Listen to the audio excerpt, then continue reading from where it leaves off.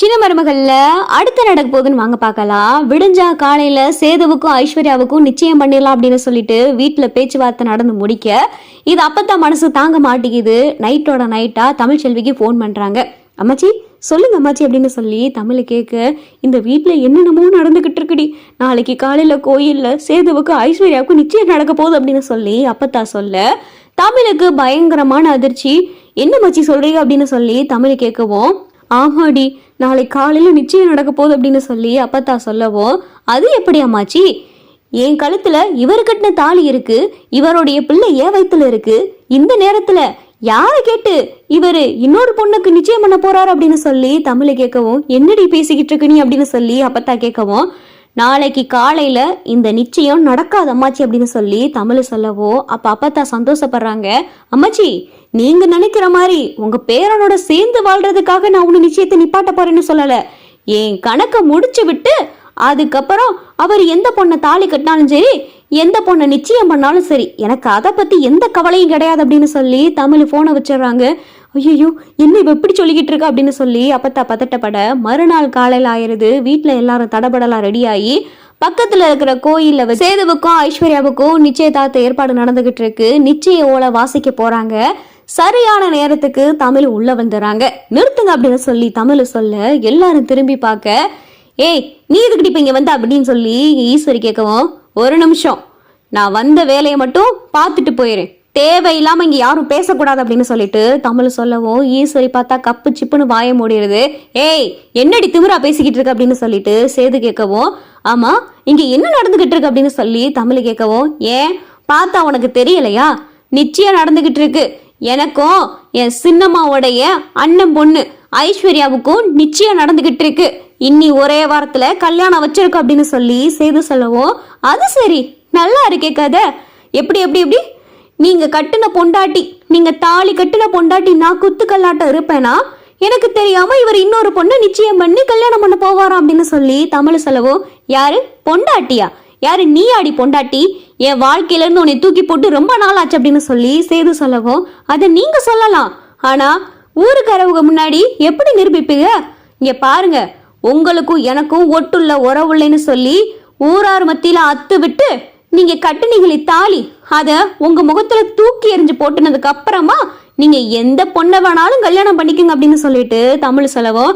அப்பா இந்த நிமிஷமே ஊருக்காரவங்க எல்லாரும் இங்க இருக்காங்க, பஞ்சாயத்துக்காரவங்களும் இங்க இருக்காங்க, இந்த கோயில சாட்சியா வச்சே இவளுக்கும் எனக்கும் ஒட்டுல உறவுலைன்னு சொல்லி அத்து விட்டுருங்கப்பா அப்படின்னு சொல்லி சேது கேட்க, அப்பதான் அப்பத்தா, ஐயா சேது கொஞ்சம் பொறுமையா இரியா அப்படின்னு சொல்லி அப்பத்தா சொல்லவும், அப்பத்தா போதும், இவளுடைய தொந்தரவை வச்சுக்கிட்டு நான் இன்னொருத்தைய கல்யாணம் பண்ணிக்கிற முடியாது, அதனால இவள் இந்த கோயில வச்சு அத்து விட்டுலாம் அப்படின்னு சொல்லி சேது சொல்லவும், அப்பதான் ஈஸ்வரி, அப்படி போடு சேது, நீ இப்ப எடுத்த முடிவு பாரு, அதுதான் சரியான முடிவு, மாமா நீங்க சொன்னதுதான் சரியான முடிவு, இப்ப இந்த நிமிஷமே இவளை அத்து விட்டுட்டு நம்மளுடைய நிச்சயம் நடக்கட்டும் அப்படின்னு சொல்லி ஐஸ்வர்யா சொல்ல, அப்பதான் ராஜாங்கம் ஊர்ல இருக்கிற பஞ்சாயத்துக்காரவங்க எல்லாரும் சேர்ந்து கையில எடுத்துட்டு வந்து வைக்கோலை கொடுக்குறாங்க.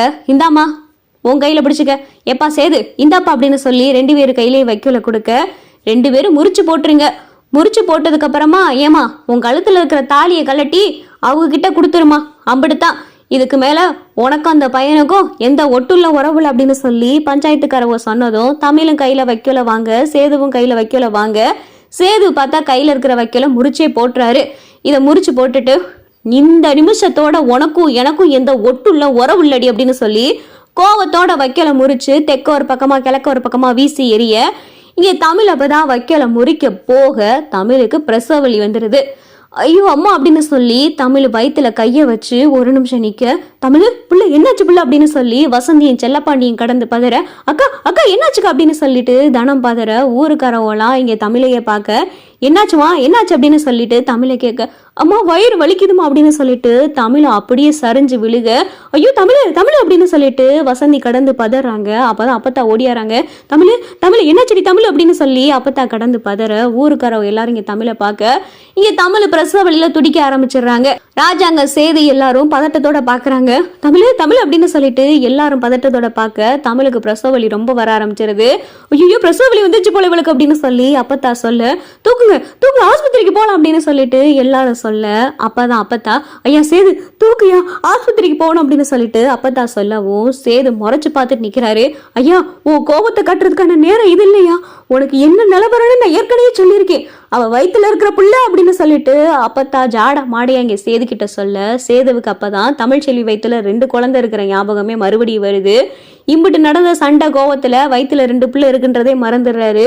இப்ப மறுபடியும் தமிழ்ச்செல்வி வயிற்றுல 2 பிள்ளை இருக்கிற விஷயம் ஞாபகத்துக்கு வரவும் வேகமா சேதுதான் ஓடியாந்து தமிழை தூக்குறாரு.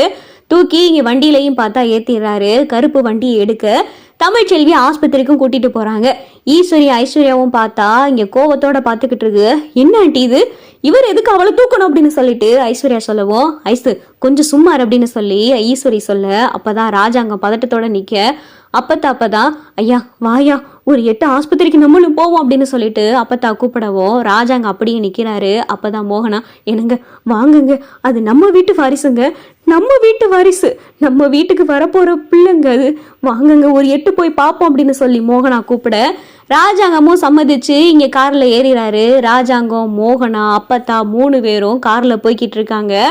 அப்பதான் கார்ல போய்கிட்டு இருக்கையில அப்பத்தா ராஜாங்கத்துக்கிட்ட ஐயா உன்கிட்ட ஒரு முக்கியமான விஷயம் சொல்லணுயா, இதை மட்டும் கொஞ்சம் காது கொடுத்து கேளியா அப்படின்னு சொல்லி அப்பத்தா சொல்ல என்ன அத்தா அப்படின்னு சொல்லி ராஜாங்க கேட்க தமிழ்ச்செல்வி வயிற்றுல 2 பிள்ளை இருக்கியா அப்படின்னு சொல்லிட்டு அப்பத்தா சொல்ல மோகனாவுக்கும் ராஜாங்கத்துக்கும் பயங்கரமான அதிர்ச்சி. அத்தை என்ன சொல்றீங்க அப்படின்னு சொல்லி மோகனா கேட்க அப்பதான் ராஜாங்கம் என்ன அத்தா சொல்ற அப்படின்னு சொல்லி ராஜாங்க கேட்க ஆமாயா தமிழ் வயிற்றுல 2 பிள்ளை இருக்கு, அவளுடைய மாச ஸ்கேனப்ப நானும் வசந்தியும் தான் போனோம். அப்ப டாக்டரே சொல்லிட்டாங்க அவ வயிற்றுல 2 பிள்ளைய வளர்ந்துகிட்டு இருக்குன்னு. ஆனா இந்த விஷயம் அவளுக்கு தெரியாதியா, இந்த விஷயம் சேதுவுக்கு தெரியும் அப்படின்னு சொல்லி அப்பத்தா சொன்னதும் ராஜாங்கம் கண்கலங்குறாரு. ஐயா வீட்டுக்கு வரப்போறது நம்ம வீட்டு வாரிசியா, இப்ப இந்த சூழ்நிலையில சேதுவுக்கு பிள்ளை வந்துருச்சுன்னா அந்த பிள்ளைய ஐஸ்வர்யா நல்லா பாத்துக்கிருவாளாயா, என்னதான் இருந்தாலும் சேதுவோடைய ரத்தத்தை அவ ரத்தமா பாப்பாளாயா, எதுக்குயா சேதுவுக்கு இன்னொரு கல்யாணம், நீ கொஞ்சமாவது புரிஞ்சுக்கையா, 1000 தான் இருந்தாலும் மோகனா மாதிரி பொண்ணெல்லாம் மறுபடி வரமாட்டாளுகையா, உன் பொண்டாட்டி லட்சுமி போனதுக்கு அப்புறமா அந்த பிள்ளைகளை மோகனா தாரத்தமா நினைச்சு வளர்த்தா.